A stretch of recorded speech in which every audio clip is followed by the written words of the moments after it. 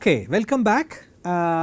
What we were discussing was about the buck converters, right. Let me point you back to this picture here. We showed that this is a simple picture of a buck converter. What do you have here? You have input voltage and you have an output voltage coming here. The input has to be higher than the output voltage, that is when you call it a buck converter, and you have a transistor switch here, and you have the diode for the off condition of the transistor, so that the current continues to circulate in the circuit here, and this is the output capacitor, this is C out,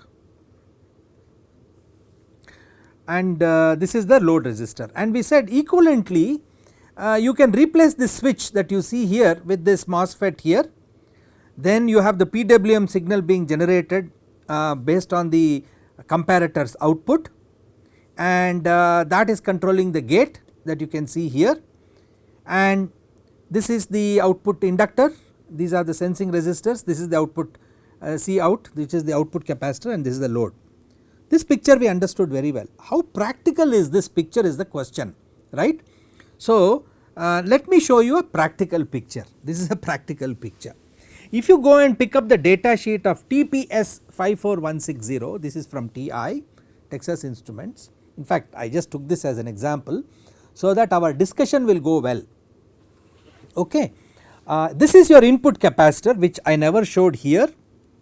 Strictly there is an input capacitor. Okay. There is an input capacitor here, and here in this picture it should be here.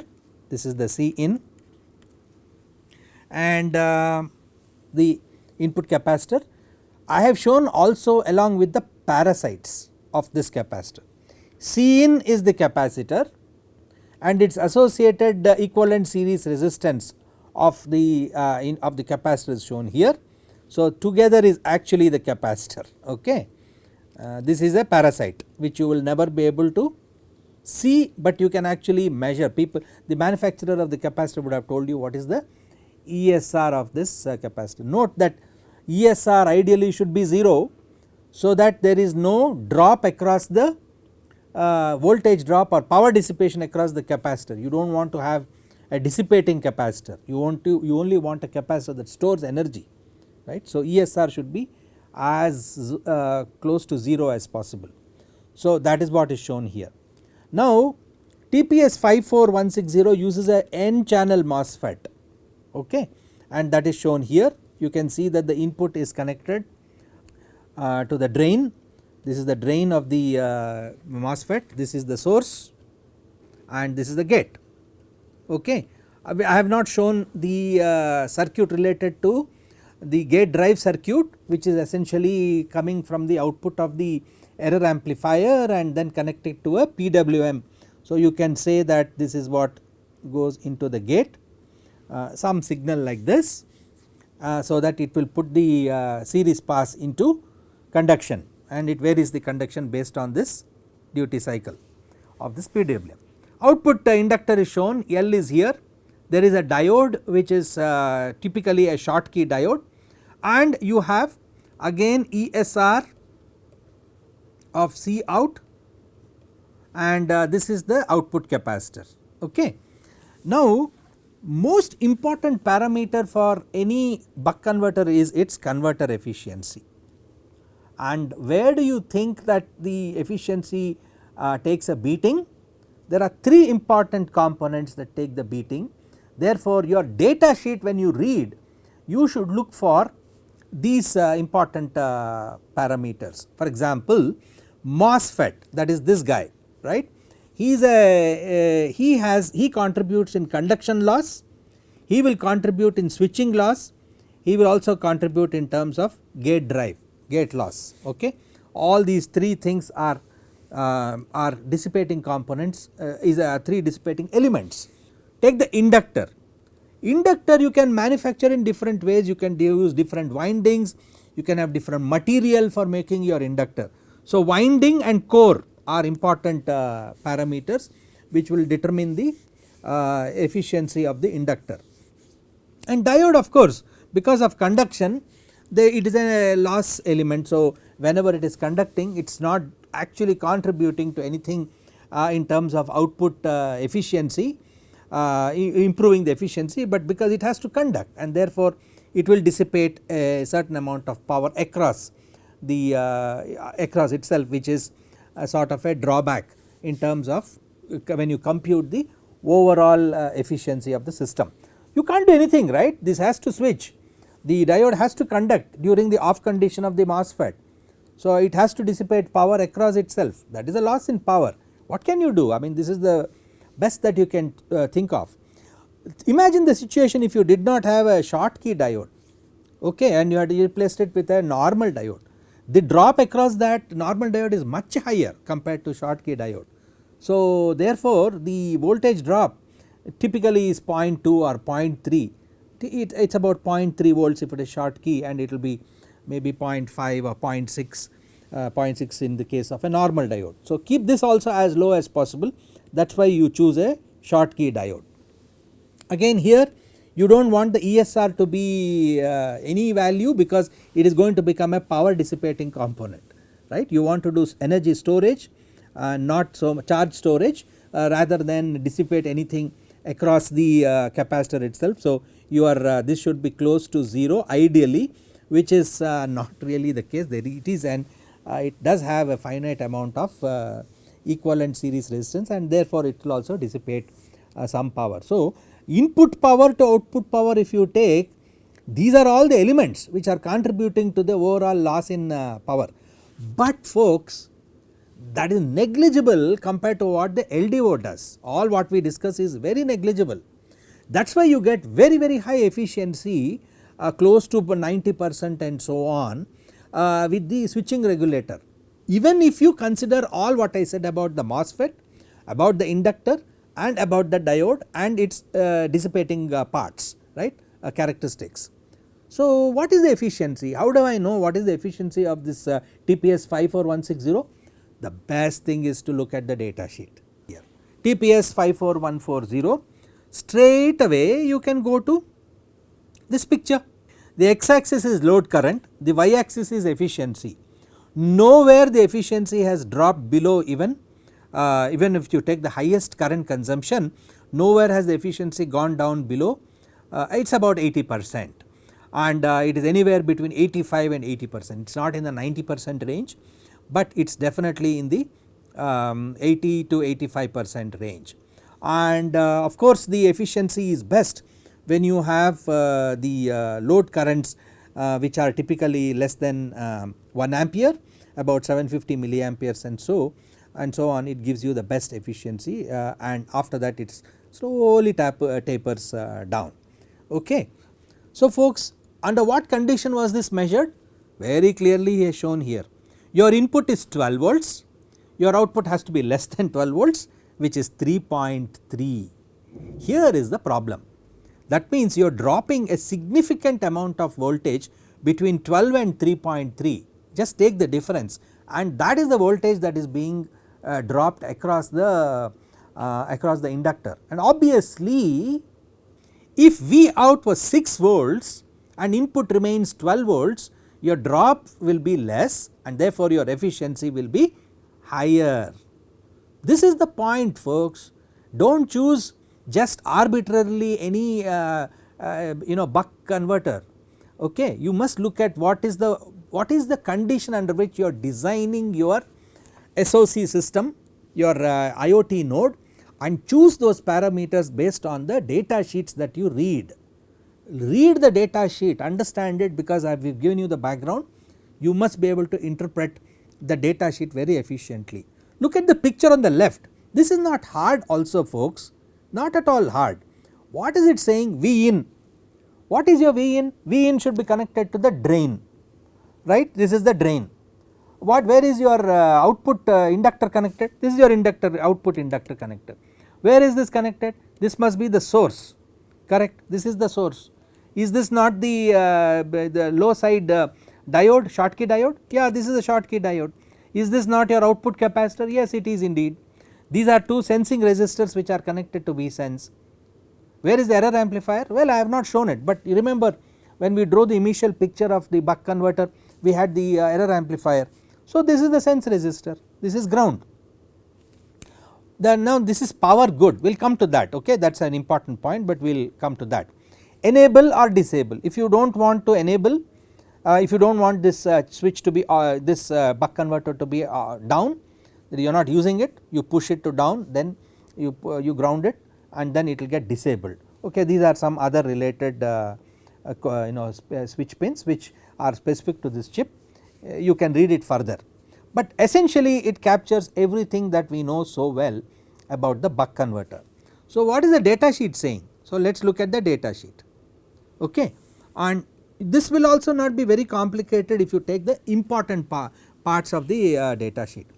This is saying it you take it gives you 1.5 amps, 60 volt step down DC-DC converter with eco mode, okay. These are all some terms and names which the vendor is saying, you should read it carefully. If you think that they are important for your design, you should consider this chip, but that is not the besides the point. Look at the features, typically any vendor would put these features. Input voltage 3.5 volts to 6 volts, that means you can feed any input in this range. High side MOSFET RDS, this is nothing but the RDS on is 200 milliohm high side MOSFET. Folks, lower the better, right, lower the better, because you do not want MOSFET to be a contributor for the loss in efficiency due to dissipation across the MOSFET.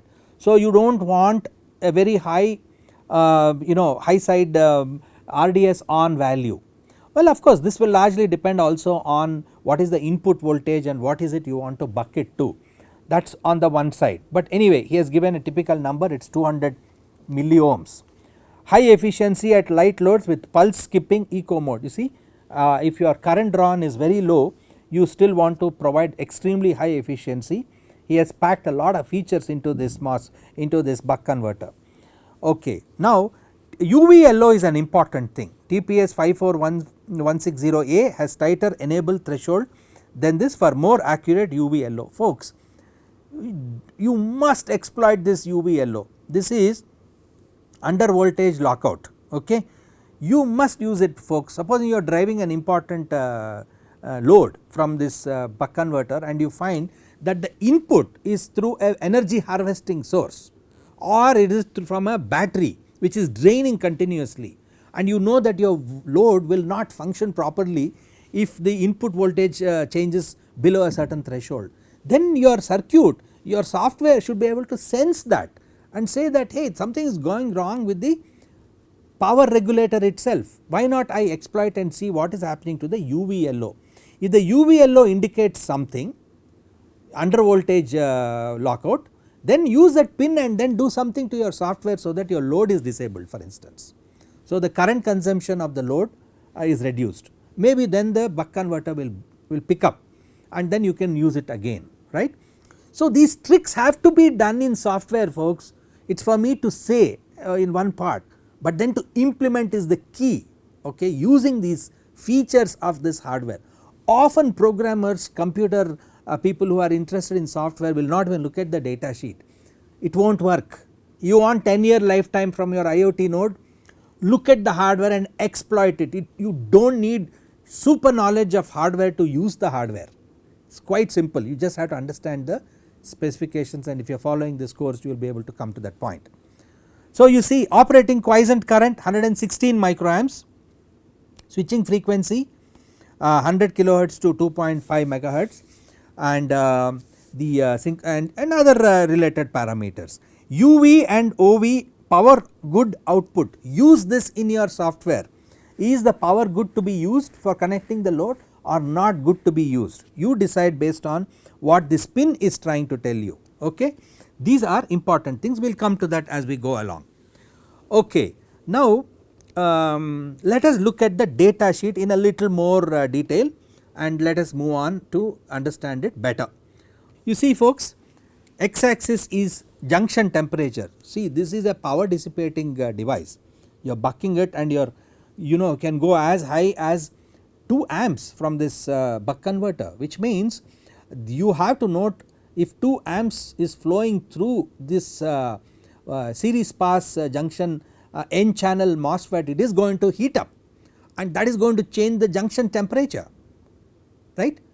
So that is important, you have to understand that it is heating and you do not want bulky systems, although it is switching you do not want bulky systems. So you do not want to put a huge heat sink on top of it. Therefore what is the rise in junction temperature you must know, and that is what this picture is saying. It is saying if you give input of 12 volts and your output is 6 volts, your difference is only 6 volts, you are dropping low across the voltage drop across the MOSFET is low, and when that is low take a value at 25 degrees, okay, Tj at 25 degrees, you will see that RDS static drain source on resistance in milliohms, you will see that it is here for 25, but if your output is 3 volts, input is 12 and your output is 3 volts, then it is going to have a different impact. You can see that the RDS on has changed automatically, it has gone to a slightly higher value, which means it is going to dissipate more, clearly indicating it is not about input voltage, it is the difference, the drop across the MOSFET which perhaps is holding the key to the rise in the junction temperature. So this is how you interpret this view graph.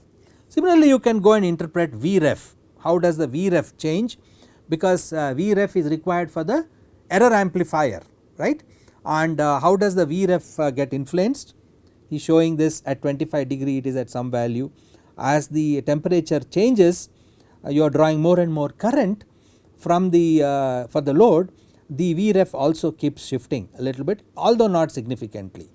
This will have an impact on the output, it is definitely going to have an output on the output DC voltage that you get, okay, and similarly switching current and so on. So lot of useful information is available from this data sheet, you can go and read this as thoroughly as possible. So the point really is, if you take an SOC, okay, if you take an SOC and you start looking at, oh man, this LDO and DC-DC are inside the SOC, we have discussed an external TPS 54160, when should I choose, they are internal to the SOC like Nordic or 840 or 532, any one of these systems, it is a full integration of LDO and DC-DC inside, how do I choose them, right. This may be bothering you because it is still not connecting to the final SOC that we have, but I must tell you one thing for sure, that if you look at the data sheet you will see that the line voltage, the output voltage, the load current, the switching frequency are all contributors to efficiency, okay, and therefore please note the you have to look out for these parameters when you look at the efficiency of the systems.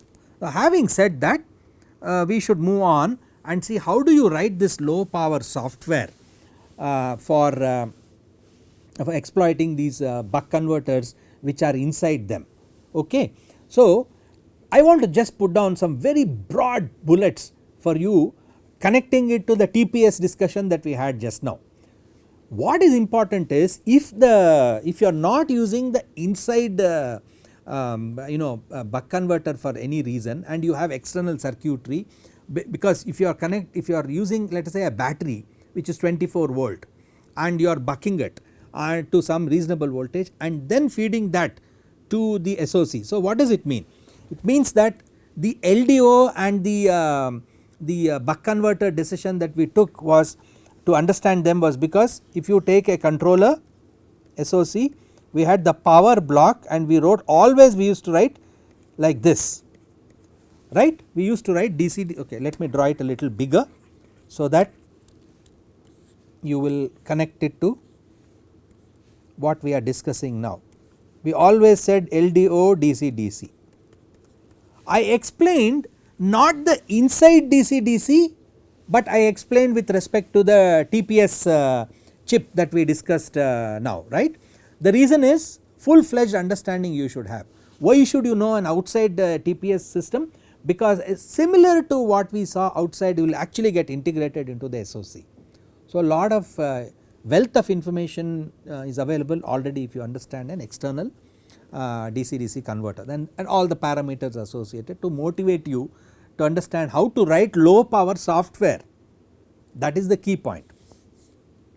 So we have to connect it now. External is fine, we understood it well now. How do I connect it to the inside one? I will explain that. If your internal DC-DC provides you UVLO, exploit it. What does it mean? Let us go back to the data sheet. Under voltage lockout is internally set to 2.5 volts. This is again I am switching back to TPS 54160, please note. Under voltage lockout is internally set to 2.5 volts, but can be increased using the enable pin.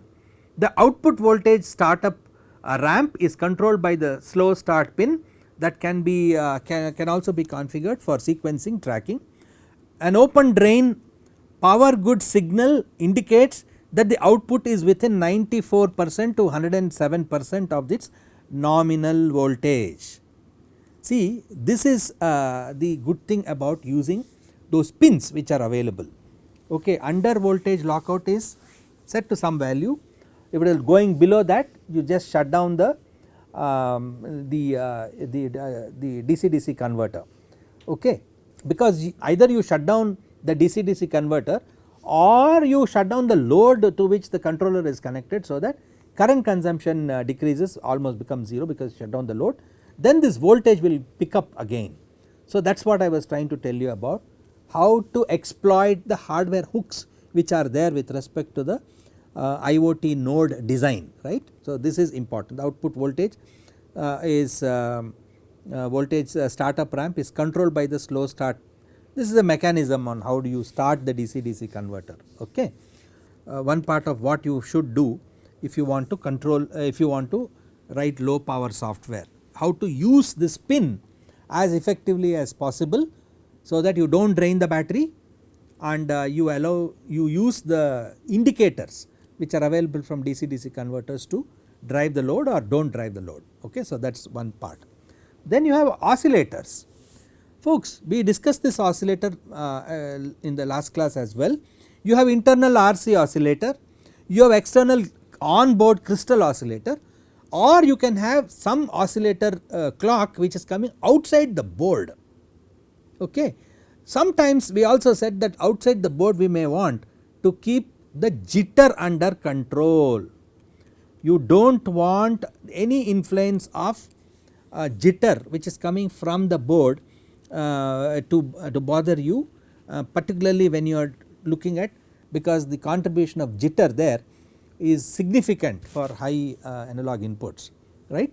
We discussed that also. Therefore, if you are going under low power and you are not doing any major operation and you just want to, you are not even doing sensing, let us say, or you are doing extremely low sampling frequency sensing, then choose this internal RC oscillator, folks. You do not need anything more than that. If it is well within the budget of the analog values that you are okay with, choose internal RC oscillator. Otherwise you may want to choose crystal, but look at the ppm value of this. Okay. ppm values are important. The ppm will tell you how much it will drift and how it changes with respect to temperature and so on. So that you will have to look up. External is very rare, you may not want to use the external systems unless you are doing very high frequency input signals, and jitter is a major contributor there. Exploit LPM, low power mode, this is another thing, right. You have low power modes for microcontroller of the SOC, you have low power mode of the radio. So I think you should use these two hooks. Read the data sheets of the SOC of interest to you as carefully as possible.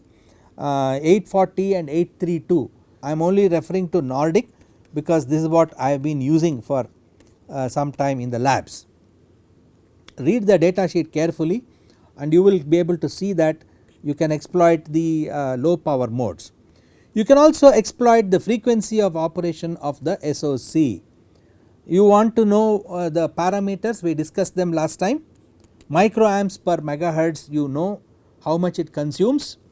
and then you also know the MIPS per microwatt of that particular SOC.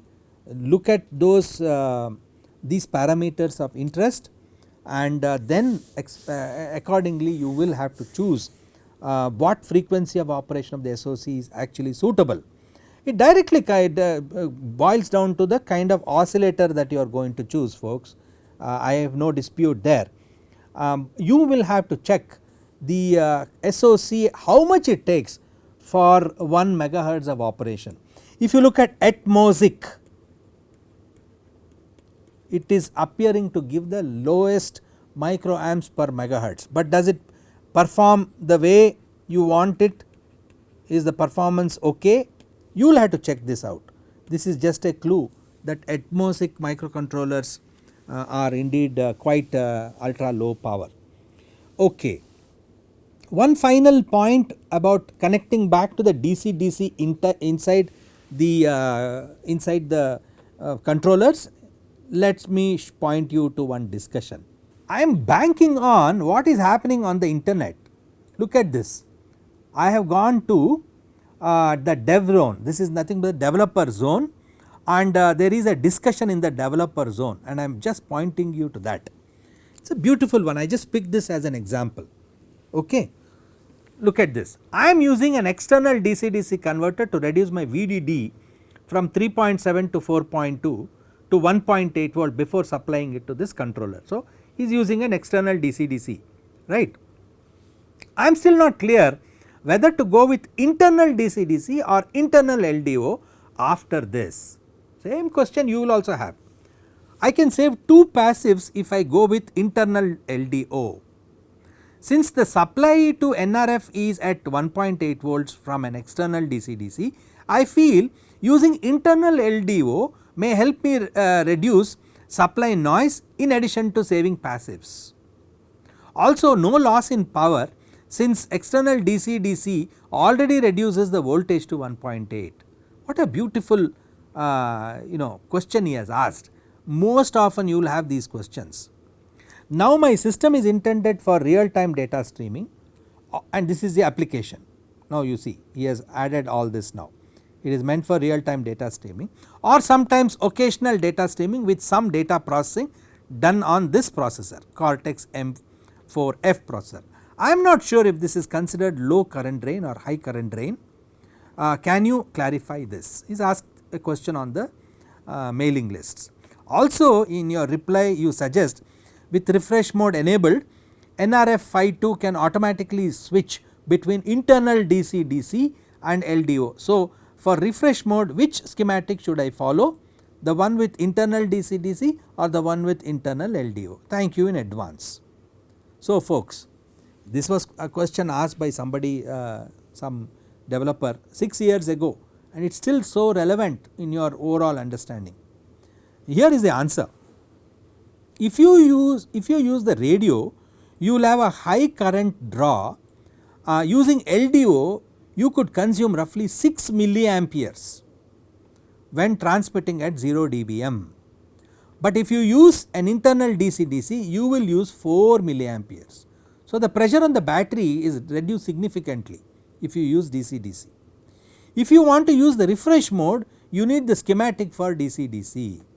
If you do not care about energy efficiency as much and want a cheaper smaller board, go for LDO as it saves you 2 components. The whole decision is hanging around. You do not want energy efficiency, you want to throw that out of the window, yeah, go ahead, no problem, use LDO and be done. But if you want, you are careful, you are looking at 10-year lifetime designs, then you may want to choose between LDO and DC-DC, switch between them by putting it into the refresh mode. What a powerful way of doing it internally. Choose LDO when you are using the radio, because from 6 it comes down to 4. That is what he is saying, and it can be done so dynamically. Now why all this magic happens, I will take you to another example of how I am trying to connect this story for you, okay. And for that I want to show you this slide, what I wrote here. IB is the average current drawn from the battery. IT is the average current delivered to the transceiver. Okay. This is your expression of interest. This is your expression of interest. Keep this in your mind. IT times buck converter average output voltage divided by battery voltage into converter efficiency. Put some numbers here. If this is your expression, put some numbers. Supposing you have 3 volts going to a DC-DC converter and your load current is 20 milliamperes, your DC-DC converter is bucking it by 1 volt, that means 3 volt in comes to 2 volt at the output, 1 volt is the drop, 20 milliamperes is the current being drawn. If you apply these numbers into this, what will you get? You will get 14.8 milliamperes instead of 20. This is the average current drawn from the battery, folks. This is why all the discussion I did boils down to this number.